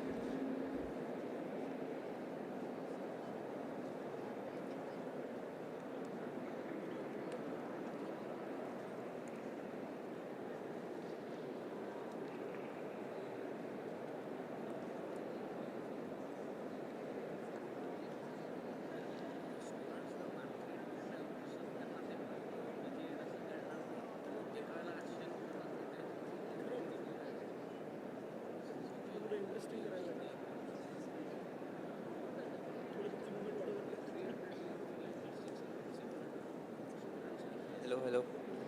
Good afternoon, sir. My question is why FIIs are migrating from Indian markets to Chinese markets? First thing, they are not migrating to Chinese market. They are moving towards various developing nations. That include Brazil as well, Vietnam as well. Okay, but the logic is a bit different logic. Look at it from this perspective.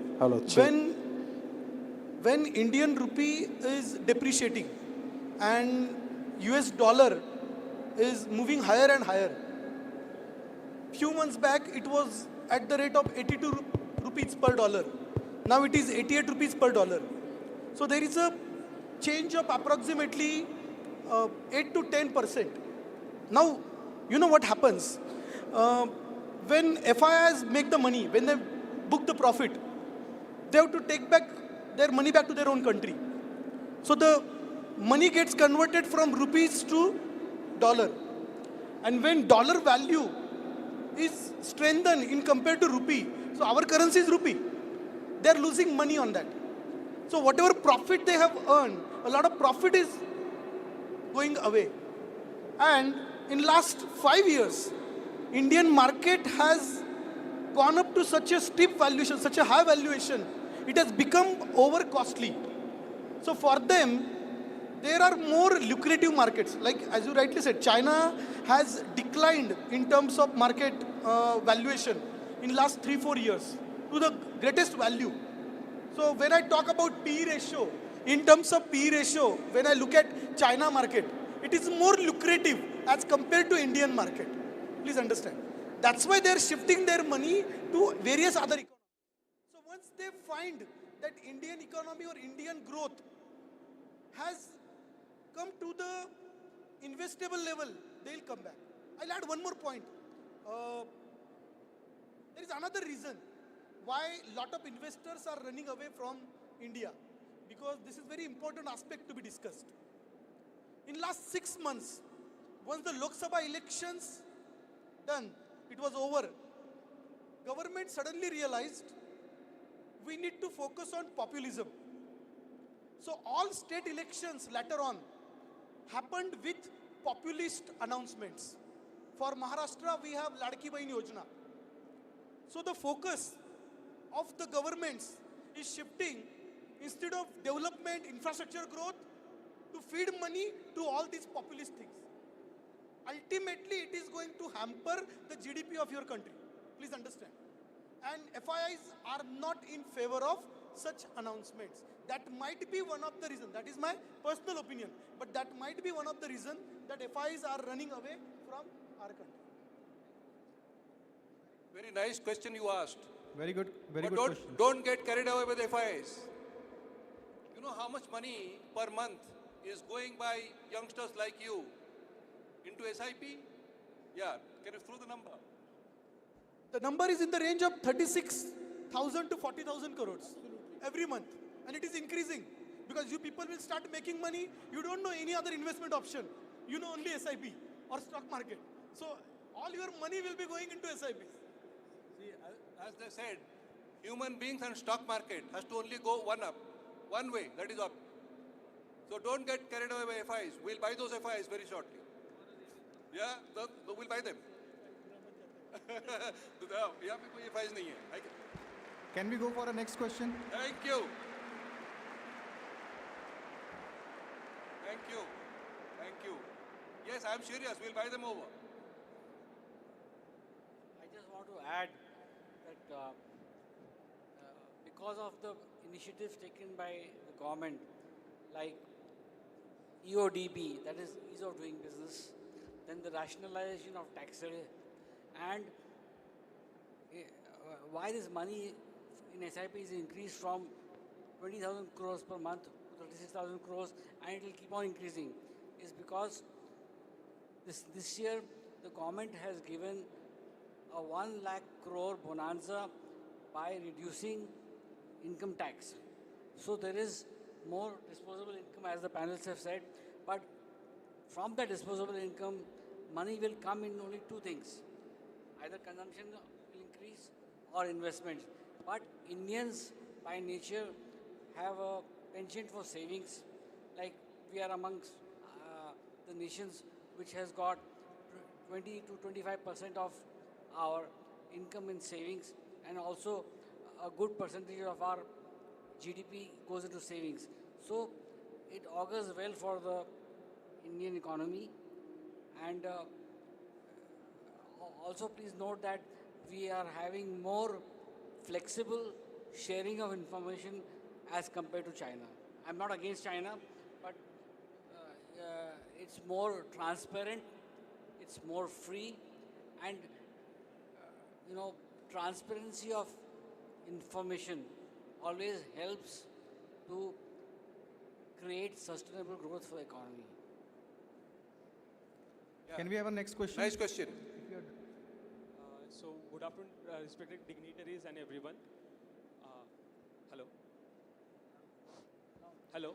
You can come ahead and ask Ritik. Keep the mic on. So, good afternoon, respected dignitaries and everyone. Sir, this budget which is there is excellent for the middle class and even for the manufacturing industry. Sir, but there is one slight observation that after the announcement of the budget, we have seen that there is a drastic decrease or fall in the Sensex and Nifty, right? So in spite of this budget is focusing more on manufacturing industries, why still there is a drop in Nifty and Sensex? Is this because, as you have said, that FIs are moving from India to China, or any other particular reasons of the budget that is affecting the market? Good question. Very good question. See, I'll give it to my friend. Okay, then I'll come back to you. Okay. Actually, only FIs is not the only thing which we look at when you look at the stock market.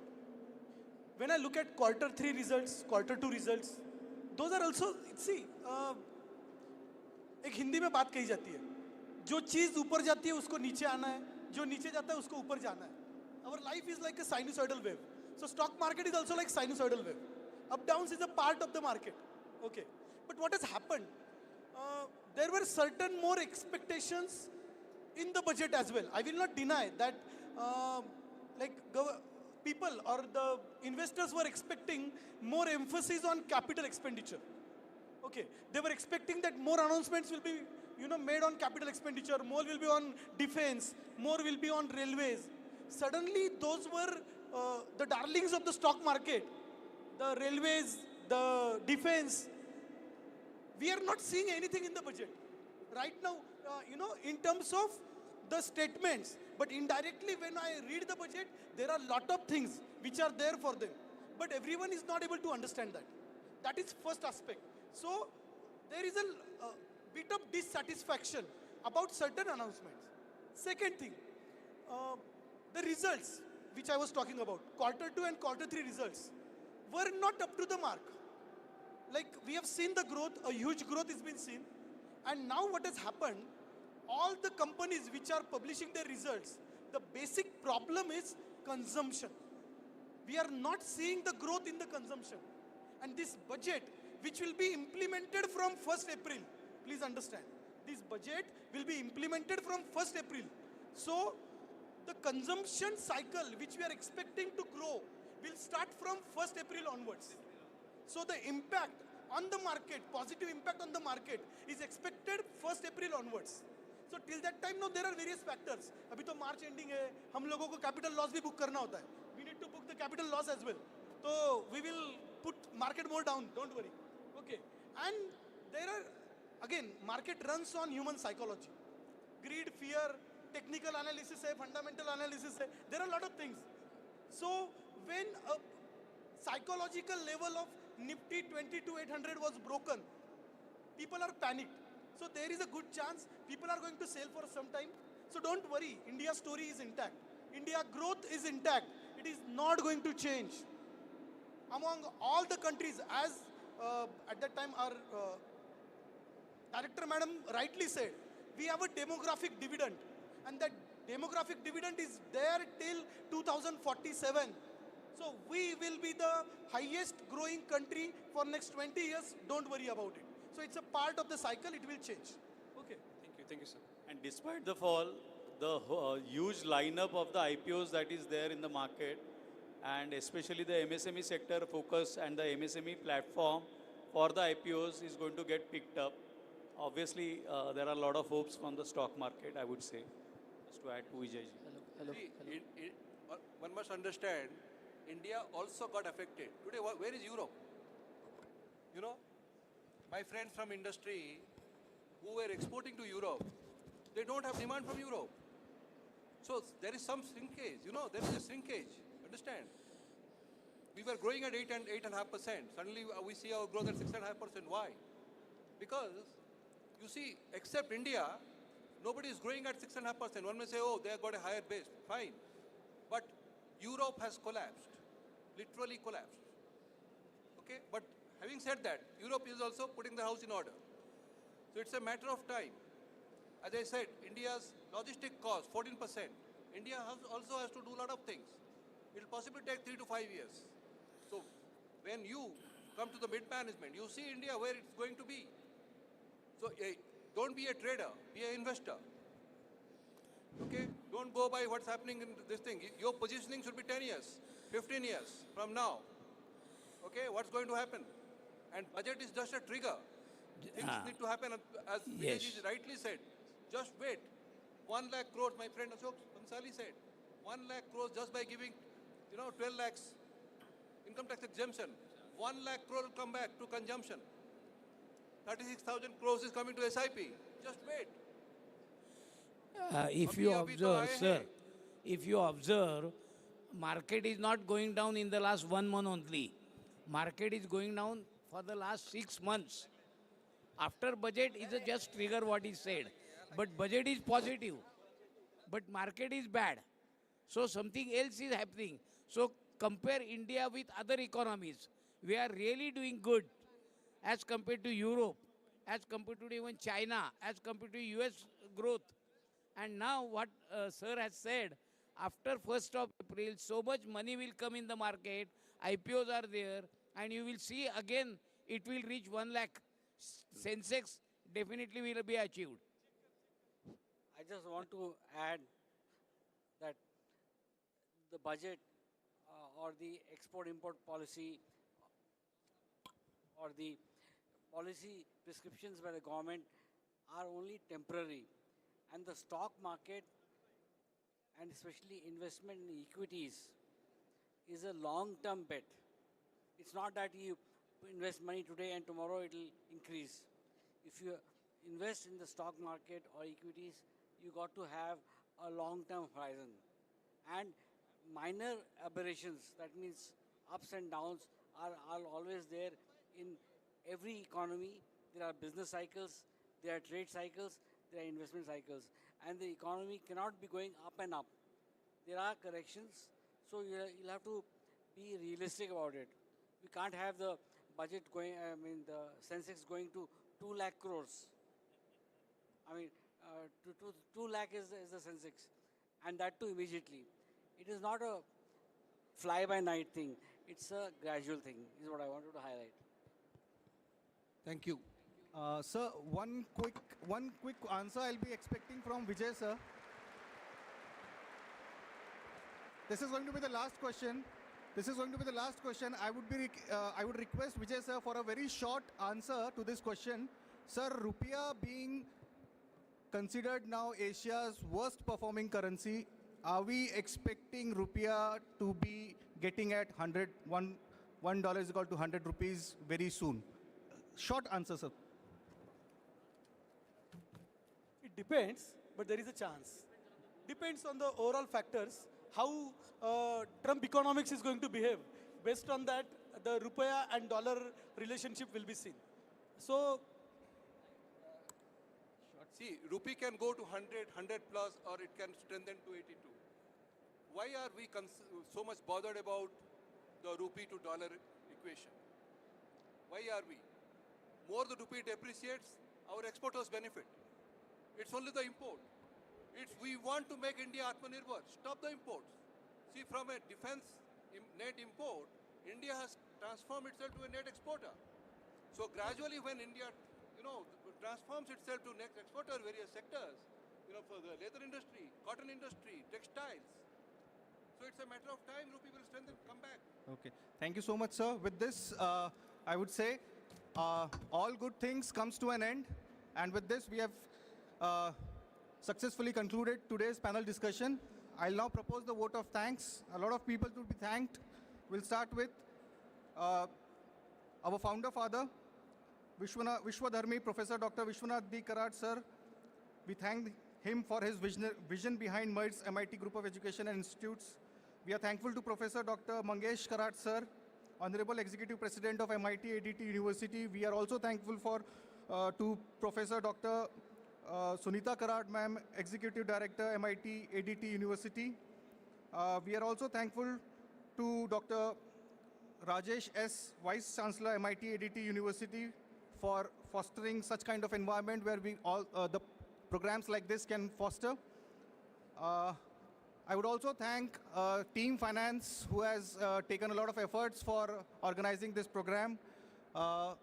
Also, the technical team, which has given a wonderful coordination.